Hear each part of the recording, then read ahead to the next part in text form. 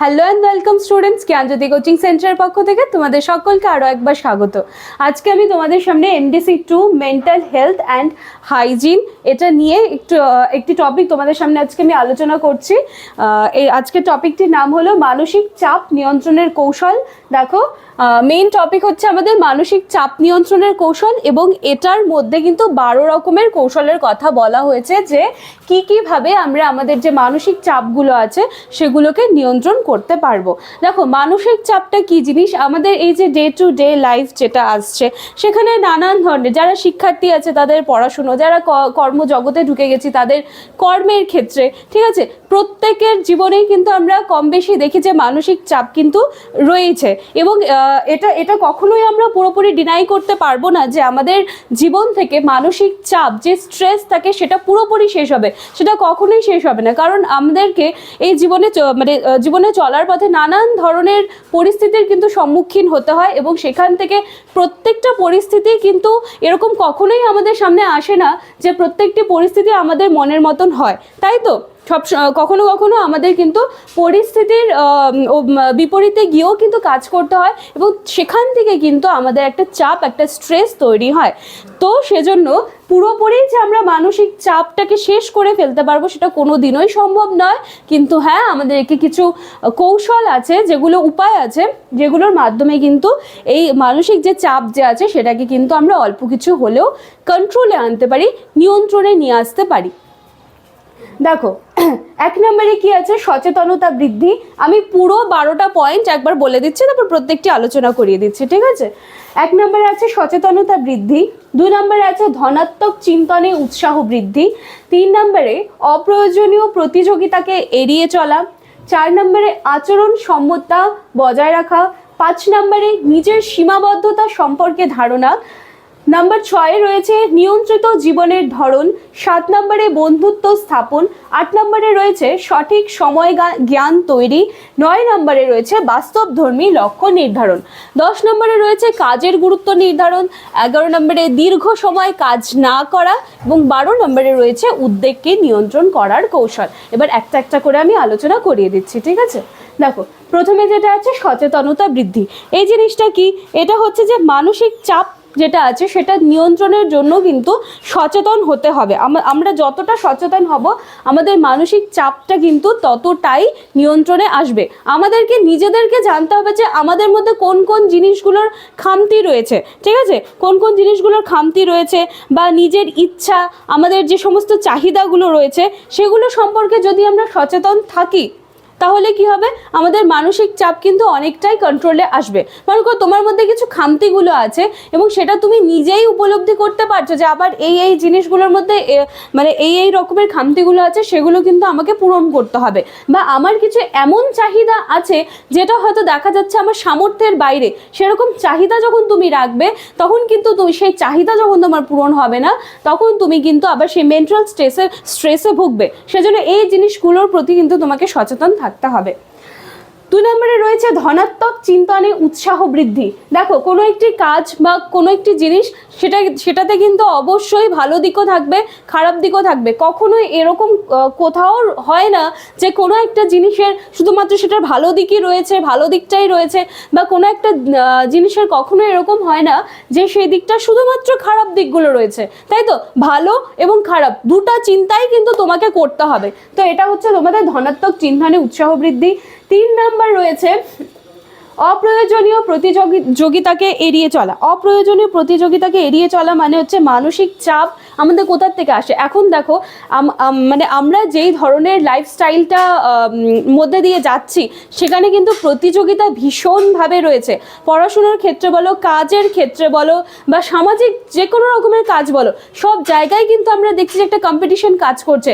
সব সময় পাশের জনের থেকে আমাদের মধ্যে এই একটা জিনিস কাজ করেছি, তার থেকে আমাকে ভালো করতে হবে, তার থেকে আরও এগিয়ে যেতে হবে। কিন্তু এই জিনিসটা কিন্তু তোমাদের এই মানসিক যে চাপ, এটা মানসিক চাপটা বাড়িয়ে তোলার জন্য কিন্তু যথেষ্ট নিজের একটা ভূমিকা রাখে।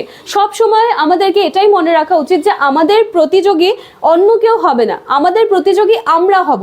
আমাদের মধ্যে যে খামতিটা আছে সেটাকে আমাদেরকে প্রত্যেক দিন চেষ্টা করতে হবে যে নিজেকে যেন, নিজের যে খামতিগুলো আছে নিজেকে হারিয়ে যেন আমি নিজেকেই আবার জিতিয়ে নিতে পারি।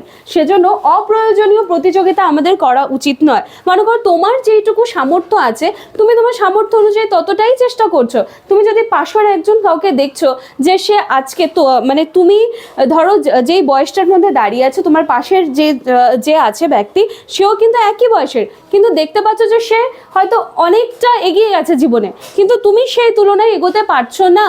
তার মানে এটা নয় যে সে এগিয়ে গেছে সেই জিনিসটা নিয়ে আমরা চিন্তা করতে করতে আমাদের মধ্যে স্ট্রেসটাকে বাড়িয়ে তুলবো, যা কখনোই না। তখন কি করতে হবে, আবার এই যে সচেতনতা বৃদ্ধি এই জিনিসটা এসে যাচ্ছে, তখন তোমাকে আবার দেখতে হবে যে তোমার মধ্যে কোন খামতিগুলো রয়েছে যেটার জন্য তুমি পাশের যে ব্যক্তি আছে তার মতো গ্রো করতে পারছো না। সেজন্য আলটিমেটলি কি হবে, তোমার নিজের সাথে তোমার নিজের প্রতিযোগিতাটা হবে। তোমার নিজের মধ্যে যে ছোটোখাটো ভুল ভ্রান্তিগুলো আছে সেগুলোকে পূরণ করতে হবে এবং নিজেকেই নিজের সাথে প্রতিযোগিতা করে একটি ভালো জায়গায় নিজেকে নিয়ে যেতে হবে। ঠিক আছে? 4 নম্বরে দেখো আচরণের সম্যতা বজায় রাখা। আচরণের সম্যতা বজায় রাখা এটা কি? মানসিক চাপকে নিয়ন্ত্রণে রাখতে ব্যক্তি যে কোনো অবস্থানের আচরণের সম্যতা বজায় রাখার কৌশলকে কিন্তু আয়ত্ত করতে হবে। তুমি কোথায় কি ধরনের আচরণ করছো সেই ব্যাপারে কিন্তু তোমাকে একটা ব্যালেন্স করে চলতে হবে। ঠিক আছে? হুটহাট করে কোথাও তুমি রাগ দেখিয়ে দিতে পারছো না, হুটহাট করে তুমি মানে তোমার যেটা মনে আসছে কোনো একটা সিচুয়েশনে দাঁড়িয়ে তোমার এখন মনে হচ্ছে যে তোমার এখন মানে তোমার মধ্যে যে রাগ যে ব্যাপারটা সেটা তোমাকে এখন দেখাতে হবে, কিন্তু তুমি যদি সেখানটা দাঁড়িয়ে রাগ দেখাচ্ছ সেটা কিন্তু আলটিমেটলি তোমার ক্ষতির কারণ। তার মানে কি হচ্ছে, তুমি তোমার আচরণগুলোকে কন্ট্রোল করতে পারছো না। তো এই জিনিসটা হচ্ছে সেটাই 4 নম্বরে আছে, যেটা আচরণের সম্যতা বজায় রাখা। 5 নম্বরে আছে নিজের সীমাবদ্ধতা সম্পর্কে ধারণা। এই জিনিসটা কি? শিক্ষার্থী বা ব্যক্তি যারা থাকেন তাদের কিন্তু নিজেদের সীমাবদ্ধতা সম্পর্কে ধারণা থাকতে হবে, যার ফলে কি হচ্ছে যে ব্যক্তি বা শিক্ষার্থীদের মধ্যে নিজেদের আকাঙ্ক্ষা সঙ্গতির দ্বন্দ্ব তৈরি হবে না এবং ব্যক্তি বা শিক্ষার্থী চাপ মুক্ত থাকতে পারবে। নিজের সীমাবদ্ধতা তোমাকে জানতে হবে যে তোমার লিমিটসগুলো কতখানি। ঠিক আছে? পাশের কাউকে দেখে বা অন্য কাউকে দেখে তুমি যদি তোমার মানে আমাদের তো সবারই একটা গণ্ডি আছে তাই না, সেটা পেরিয়ে যখন আমরা যেতে চাইবো তখন কিন্তু আমাদের মধ্যে সেই চাপগুলো আসতে সৃষ্টি করবে বা চাপগুলো আসা তৈরি হবে। সেজন্য আমাদের সবাইকে কিন্তু আমাদের যে সীমাবদ্ধতা আছে, আমাদের সবার যে নিজস্ব লিমিটেশনসগুলো আছে সেগুলি সম্পর্কে কিন্তু আমাদের সকলেরই অবগত থাকা উচিত। 6 নম্বরে দেখো নিয়ন্ত্রিত জীবনের ধরন। নিয়ন্ত্রিত জীবনের ধরন এটা কি হচ্ছে যে শিক্ষার্থী বা ব্যক্তি যদি নিয়ন্ত্রিত জীবন ধরনের মধ্যে দিয়ে নিজেকে সীমাবদ্ধ রাখছে তাহলে কিন্তু সেক্ষেত্রে অনেকটাই সে নিজের যে মেন্টাল স্ট্রেসটা আছে সেটা কিন্তু কমিয়ে নিতে পারবে। যেমন দেখো পরিমিত আহার গ্রহণ, সঠিকভাবে ঘুম, যেটা কিন্তু ভীষণ দরকার আমাদের মেন্টাল হেলথের জন্য। তারপরে সাথে সাথে থাকছে হচ্ছে আনন্দ উপভোগ করা, সময় মতো সমস্ত কিছু কাজ করা। মানে তুমি এমন একটা লাইফস্টাইল মানে গ্রহণ করবে, তুমি এমন একটা নিজের জীবনকে তুমি এমন একটা ফ্রেমের মধ্যে রাখবে যেটা মানে উচ্ছৃঙ্খল যেন না হয়। তুমি সময় মতো তোমার সমস্ত কাজ করছো, তুমি তোমার সময় মতো, তুমি যদি স্টুডেন্ট হও তোমার সময় মতো তুমি তোমার পড়াশুনোগুলো কমপ্লিট করছো, তুমি যদি একজন কর্মরত মানুষ হও তুমি তোমার কাজের জায়গাটাও ঠিকভাবে রাখছো। তার মানে এটা না যে আমরা আমাদের পড়াশুনো বলো বা আমাদের যে কাজগুলো আছে সেটা করতে গিয়ে যেন আমরা আমাদের আনন্দ উপভোগ এই জিনিসটা ওদের পাশাপাশি দরকার তাই না, তো সেটাও যেন আমরা এর সাথে সাথে তাল মিলিয়ে করতে পারি। আবার কখনো যেন এরকম না হয় যে আমাদের জীবনে আনন্দ উপভোগটা অনেক বেশি হয়ে যাচ্ছে এবং আমরা কাজকর্মের থেকে কিন্তু পিছিয়ে যাচ্ছি, তাহলে কিন্তু সেই জীবনটাকে একদম নিয়ন্ত্রণ করতে পারছি না। আবার কখনো দেখা যায় যে আমাদের মধ্যে কাজকর্মের এত বেশি স্ট্রেস থাকে আমরা সময় মতো খাওয়া দাওয়ার সময় পাচ্ছি না বা ঘুমোতে পারছি না। তো এই জিনিসগুলো যেন একদম ব্যালেন্স করে চলে, হ্যাঁ, তবেই কিন্তু তোমার এই যে আবার ঘুরে ফিরে যেটা মানসিক চাপ আছে সেটা কিন্তু তুমি নিয়ন্ত্রণ করতে পারবে। ঠিক আছে? দেখো বন্ধুত্ব স্থাপন, এই জিনিসটা কি বলছে, বলছে যে মানসিক চাপ মুক্তির জন্য কিন্তু বন্ধুত্ব স্থাপন খুব প্রয়োজন। একজন ভালো বিশ্বস্ত বন্ধুর কিন্তু খুব প্রয়োজন। মানে এমন অনেক সময় এমন অনেক পরিস্থিতি তৈরি হয় যে দেখা যায় যে আমাদের মধ্যে এমন কিছু মানসিক দ্বন্দ্বের মধ্যে দিয়ে আমরা যাই, যে জিনিসগুলো কিন্তু আমরা আমাদের পরিবারের বা ইভেন বাবা মাকেও কিন্তু আমরা বলে উঠতে পারি না, কারণ আমাদের মধ্যে কোথাও একটা জিনিস কাজ করে যে এই যে আমরা যেই মেন্টাল স্ট্রেসটার মধ্যে দিয়ে যাচ্ছি সেই কথাটা যদি আমাদের পরিবারের লোককে বা আমাদের বাবা মাকে জানাই তাহলেও কিন্তু তারা এফেক্টেড হবে। সেজন্য এই জিনিসটা কিন্তু আমরা মানে চাইলেও অনেক সময় জানাতে পারি না, বা অনেক সময় দেখা যায় যে সন্তানের মধ্যে বাবা মার একটা গ্যাপ চলে আসে, যে সেজন্য তারা সেই জায়গাটা পায় না যে নিজের বাবা মাকে তার মেন্টাল যেই প্রবলেমসগুলো হচ্ছে সেগুলো সে জানাবে। কিন্তু এই সময় কি হয়, যদি আমাদের একজন বিশ্বস্ত বন্ধু থাকে যার কাছে আমরা নিজেদেরকে কি বলবো, সহজ ভাষায় যেটা বলি যে খুচরো পয়সার মতো জমা রাখতে পারি, থাকলে কিন্তু তার সাথে সেই কথাগুলো শেয়ার করে কিন্তু আমরা অনেকটাই নিজেদেরকে স্ট্রেস ফ্রি করতে পারি। ঠিক আছে, 8 নম্বরে আছে সঠিক সময় জ্ঞান তৈরি। এটা কিন্তু খুব ইম্পর্টেন্ট, সঠিক সময় জ্ঞান তৈরি মানে একজন শিক্ষার্থী বা ব্যক্তিরকে চাপ মুক্ত থাকার জন্য কিন্তু তাকে জানতে হবে যে তার সময়টাকে সে কিভাবে কাজে লাগাতে পারবে। মনে করো তোমার 2 দিন পরে পরীক্ষা, তুমি একদম নিশ্চিন্ত, আরে 2 দিন পরেই তো পরীক্ষা, এই পরীক্ষার আগের দিন পড়তে বসবো, যে সমস্ত ইম্পর্টেন্ট নোটস দিয়েছে সেটা পড়বো, চলে যাব। কিন্তু না, তুমি সেই সময়টাকে কাজে লাগাচ্ছ না, তোমার হাতে কিন্তু 2টা দিন সময় দেওয়া হয়েছে, হ্যাঁ, যে তুমি পড়ে প্রিপেয়ার হয়ে পরীক্ষা দিতে যাবে, কিন্তু তুমি সেই সময়টায় ঘুরে বেড়াচ্ছ, খেলছো, মোবাইল দেখছো। কিন্তু যখন একদম লাস্ট মুমেন্টে তখন তোমার একদম তাড়াহুড়ো পড়ে গেছে, তখন তোমার পড়াগুলোও মুখস্থ হচ্ছে না, বা তুমি যদি কাজের মধ্যে থাকো দেখা যাচ্ছে যে তুমি তোমার কাজটা ওইটুকু সময় কমপ্লিট করতে পারছো না, এবং যার ফলে কিন্তু আলটিমেটলি আবার তুমি মেন্টাল স্ট্রেসে ভুগবে। সেজন্য তোমার মধ্যে সময় জ্ঞানটা থাকা খুব দরকার, যে কোন সময়টাকে তোমাকে বা তুমি যে সময়টা পাচ্ছ সেটাকে যাতে তুমি সঠিকভাবে কাজে লাগাতে পারো। 9 নম্বরে আছে বাস্তবধর্মী লক্ষ্য নির্ধারণ। এই জিনিসটা কি বলছে, ব্যক্তি বা শিক্ষার্থীকে বাস্তবধর্মী লক্ষ্য নির্ধারণ করতে হবে যাতে লক্ষ্য অর্জন করতে সুবিধা হয় এবং ব্যর্থতা এসে যাতে দ্বন্দ্ব তৈরি করতে না পারে। তার মানে বাস্তবধর্মী মানে হচ্ছে তোমাকে যেটা হচ্ছে মানে কি বলবো, বাস্তবতার মাটিতে দাঁড়াতে হবে। তুমি একটা কোনো কাজ করছো, সেখানে যদি তুমি কাল্পনিকভাবে ভেবে নাও যে আমি এই কাজটা করছি এবং সেখান থেকে অবশ্যই আমার সফলতা আসবে, তাহলে কিন্তু সেটা ভুল।